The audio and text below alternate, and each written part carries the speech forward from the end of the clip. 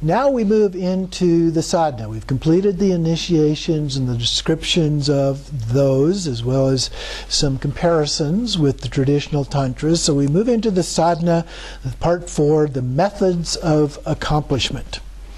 And so chapter 17 is the 2 stages, so generation and completion, and the results of that. Actually, the first part here in the 3 headings is ascertaining the 2 stages in their correct order, which is this chapter, the presentation of each stage, which is chapter 18, and then a presentation of the results of the practice, which focuses more on chapter 19, referring to the 2 accumulations. So this chapter is focused on ascertaining the 2 stages and their order. So we begin by the 2 stages. In the 3rd line, those who are made into suitable vessels by the Kalachakra initiation are of 2 types. One will aim only for the lower and middling worldly cities, and the other will strive for the highest city of unsurpassed enlightenment. And we see that fairly commonly in our practices here in the West as well. Some people are very committed to enlightenment, and other people are looking for things that they can use in daily life just to improve their daily process. Then the path for the first type is the generation stage. For the second type, it's the generation stage, ripening the practitioner for the completion stage. And then once the mind stream has been ripened, the completion stage is the main cause for the attainment of the highest city, which is enlightenment. So the next section on page 272 is ascertaining the order. This also is a fairly straightforward aspect. So below the quotation at the top there, assuming that one is traveling by the highest path of mantra from its very beginning, there is a definite order in which one first completes the generation stage, from which will arise a full completion stage. So that's the order right there. Without ripening one's continuum with the generation stage in order to remove the coarse outer and inner faults, a full completion stage, which brings about cessations beginning from subtle outer and inner faults, will not arise. So we have to do the generation stage in order to prepare us for completion stage. So we can't go directly into the completion stage. Particularly at the time of completion stage, various empty forms appear, and in order to transform them into empty forms in the aspect of father and mother in embrace, adorned with the signs and features, one must have first completed the generation stage with attributes, which involves seeing and coming into contact with deities in their particular forms, numbers of hands, faces, and so forth. So we have to be able to visualize those things fairly clearly before we get to the completion stage, where they will spontaneously appear in our vision in this form of the Sambhogakaya aspect, if you will.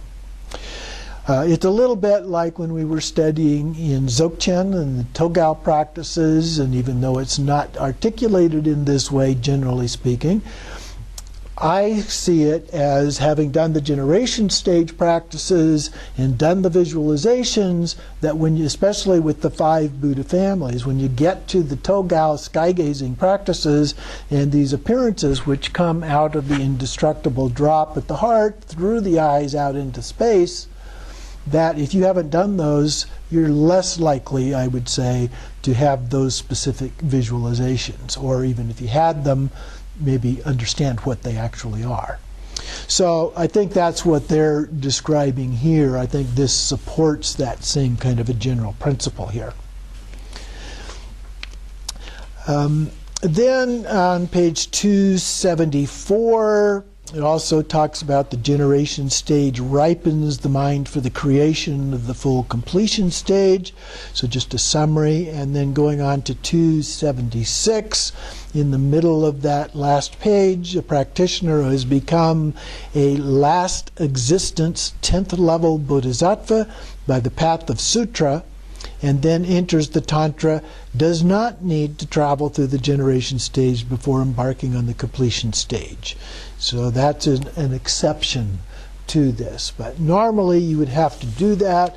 If I was advising someone, even though they may be at that level, I would still advise them to go through the generation stage and the visualizations involved. I think that they could go through that as long as they have a reasonable skill at doing imagination and visualization. They could go through that more quickly than, say, somebody without that 10th level boomy practice. But I think the actual practice, the skill that's developed in the process could be at least further beneficial to somebody at that level. So let's go ahead and continue on then to the next chapter, 18, the generation stage. So here we have the presentations of each of the stages: generation, which is in this chapter, and completion, which is part 5 of the book, through the rest of the book, actually. So the generation stage, we have the place, the meditator, the purpose, and the way to meditate. So we begin with the place of meditation. The 3rd verse of the Methods for Accomplishment chapter of the Condensed Tantra says, "In pleasant groves, on mountains, in places of great conqueror, in empty temples, in places of great practitioners, in cemeteries, by lakes, in places of beauty, and in places hidden away, wherever the mind is content." Gives us a lot of options. "There one should practice, great king. With soft bedding, there on a seat, one first recites the protections." That would be the circle of protection, the first part. And then he goes on to give a more detailed explanation here. This passage mentions places for the practice of the generation stage. These include pleasant groves for the feats of gaining power and summoning, mountains for feats of stupefying, paralyzing, and stabbing, shrines blessed with conqueror, the 8 cities, empty temples and sides of the ocean for feats of expelling and separating, the places of great practitioners for cities of activity mudra consorts, cemeteries for the secret practices, by lakes and places of beauty, meaning rich and expansive, for the 2 cities of peace and increase, and hidden places, meaning caves or mud huts, for feat of ruling over the 3 worlds. So he gives reasons in this case then for choosing which of these might be most appropriate based on your particular inclinations. And then he goes on, these places are mentioned on the basis of being conducive to the attainment of tantric powers. And those were the things being mentioned there. These places all have common requirements mentioned in the Great Commentary. A place of Dharma, where inhabitants live in peace. A place free of strife, there the yogi practices. So there's 3 simple guidelines on the kind of things to look for in a place to do these practices. And then in such a place, seated on soft bedding, one should practice the yoga of the generation stage. And then he goes on to the meditator, the next part, real simple. The meditator should be one who has received the 7 childhood initiations, as previously explained, and then who maintains the vows and samaya pledges. The purpose then of the meditation. So we have different disciples here. First we have the common disciples of the Kalachakra, meditate in order to attain worldly cities, such as those of peace and increase, as well as the 8 great cities. So these are worldly kinds of cities. And then the primary disciples of Kalachakra meditate in order to attain the highest city of enlightenment, by suppressing the coarse impurity of the inner, outer bases of purification with generation stage practices, and by regarding this stage as a ripening agent for the creation of the fully endowed completion stage, which has the power of complete and total purification.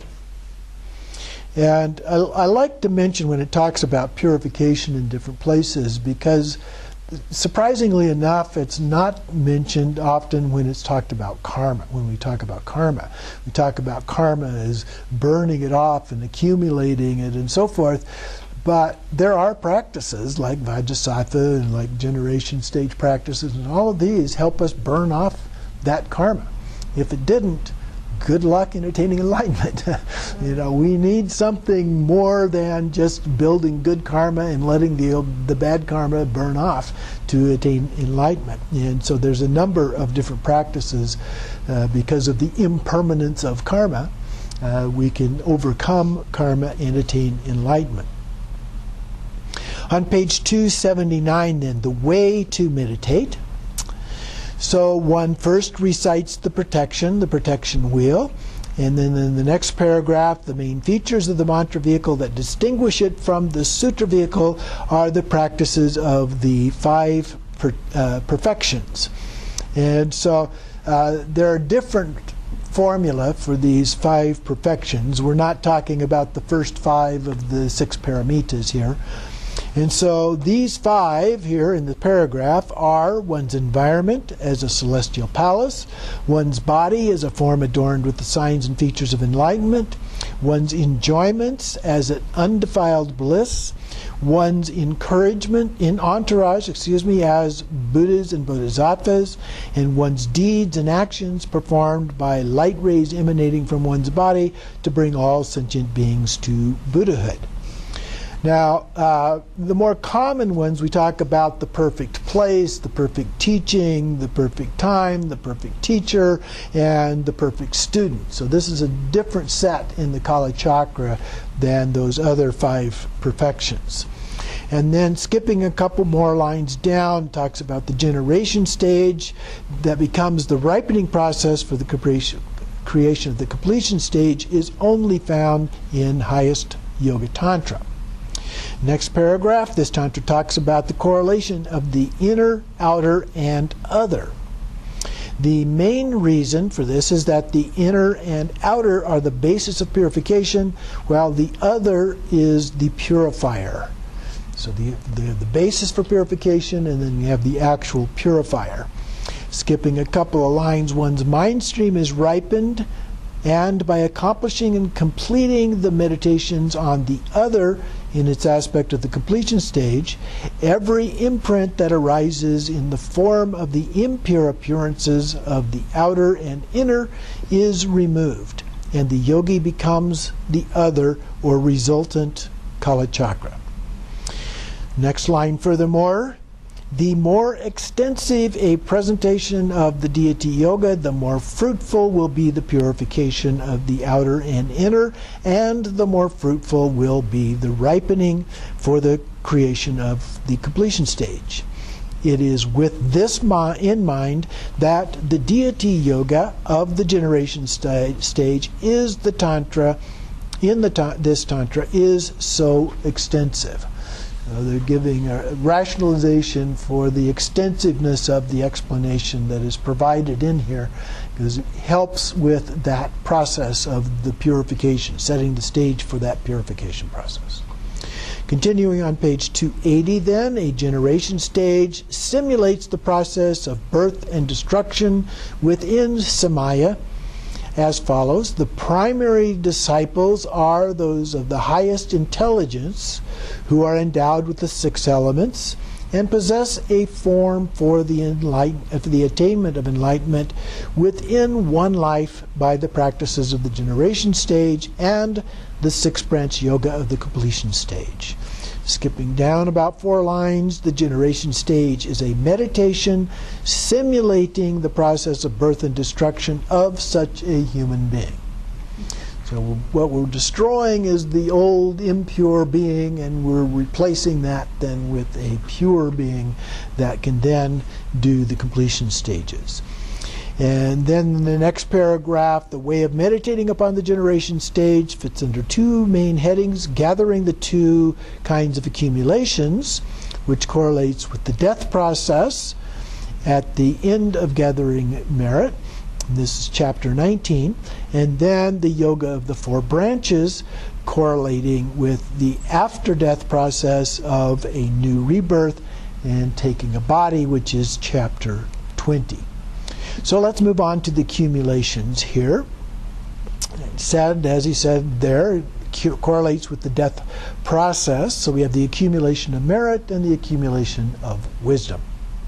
First, the accumulation of merit, or gathering of karma. Merit accumulation acts as a conducive circumstance for determining the quality of the creation of the generation stage yoga. The merit field of the Kalachakra mandalas and deities are invited, and the 7-limb practice and other rites are performed. This correlates with the gathering of good karma as a cause for birth in the future life. Now, the future life it's talking about here is not a reincarnation, but the life as a metaphor in the process here. So the second one is the accumulation of wisdom, which correlates then with the death. And so here, this practice is the accumulation of wisdom by meditating upon the 4 gateways to freedom. And so we have the 4 gateways. We have deity yoga involving the deities and supporting mandalas arising from the play of meditative concentration of bliss and emptiness. This correlates with the actual death process in terms of the meditation. Moving on to 282, the first quotation from the great commentary there. At the time of death, water weakens fire.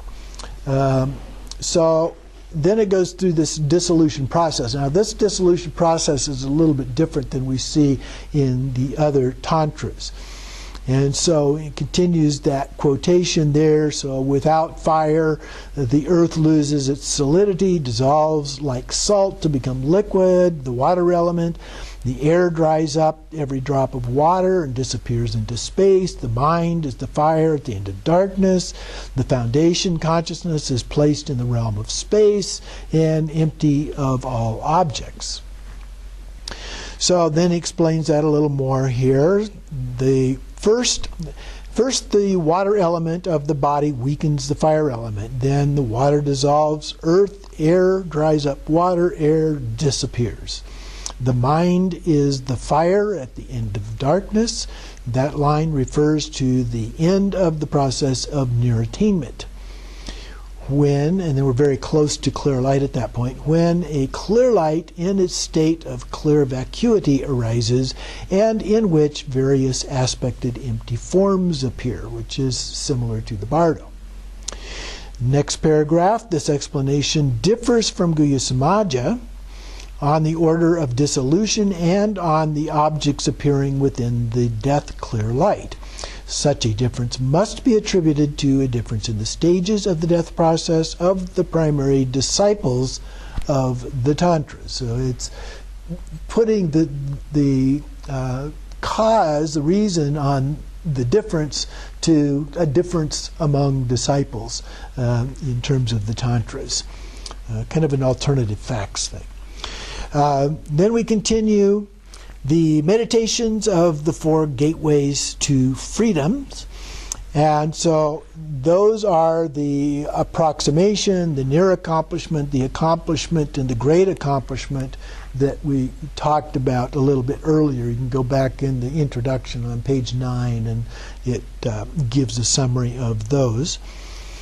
And so the 4 gateways to freedom are taught in the great commentary, and through the power of this meditative concentration, first practice within the body, in the vacuity that is indivisible of the great bliss gnosis and the emptiness of the 4 gateways. An empty form like an image in a mirror is said to be visualized. So it uses the metaphor of a mirror, the reflection in a mirror, as the kind of a visualization that we might experience as a part of this. And then skipping down about 4 more lines, this means a fully aspected empty form devoid of all objects of materiality, so basically the Sambhogakaya, is visualized as indivisible from the 4 gateway emptiness, dwelling in the middle, in quotes, meaning divorced from the extremes of existence and non-existence, is a meditative equipoise in conjunction with the death clear light, called foundation consciousness. So that would be the clear light that emerges during the bardo of Dharmata, and that part of the bardo process, for early part of the bardo process. Then we go down to skip the next short paragraph and then go down about 4 lines in the following one. Form in Sanskrit is rupa, which means it has the meaning of both form and nature. Here it should be translated as nature, and form is a mistranslation. So when we talk about rupakaya, we talk about form body, but it has 2 aspects. We have the physical form body aspect, and we have the sambhogakaya form aspect, which is the form that is being referred to in here, having a nature. So then skipping down to the second line of the next paragraph, the teaching here on meditations of the 4 gateways to freedom must teach a correlation with the basic death process as well as with the resultant Dharmakaya. Skipping a couple lines, the aspect of a prognostic mirror image, empty form, and indivisible from emptiness in which not even an atom of existence exists from in its own side, is the ultimate gnosis of Dharmakaya. So we transcend, and we talk about Dharmakaya as literally meaning truth body, but it's the truth body of ultimate truth beyond any body at all, even though sometimes we articulate it that way or personify it that way. So then we'll go to page 284, starting on the 5th line. This is expressed as the 4 gateways to freedom, namely being empty, being without attributes, being without aspiration, and being without engagement. From within this state, great bliss arises, and while this bliss is perceiving emptiness, one meditates on various visualized prognostic mirror-like empty forms. So these are the appearances of all of the deities, the generation stage aspect of this practice. We'll take a short break here.